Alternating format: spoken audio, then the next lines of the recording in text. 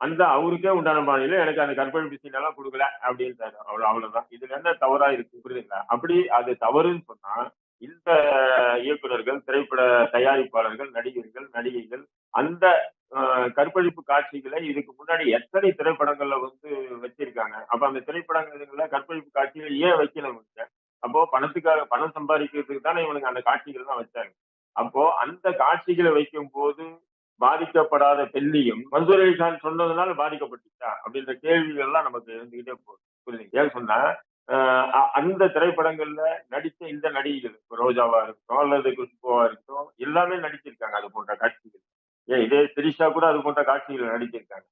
அப்போல்லாம் உங்களுடைய பெண்மையும், உங்களுடைய பெண்களை இழிவுபடுத்துற ஒரு செயல் வந்து பொதுவெளியில ஒரு திரைப்படத்துல உங்களுடைய உடைகள் எல்லாம் கிழிக்கிற மாரி ஒரு சீன் வருதுன்னா, நீங்க அப்போ அத தவிர்த்துக்கலாம். அதெல்லாம் நீங்க வந்து பணத்த வாங்கிக்கிட்டு, நீங்க எப்படி வேணாலும் நடிச்சுட்டு, எப்படி வேணாலும் போய் அது வேற விஷயம்.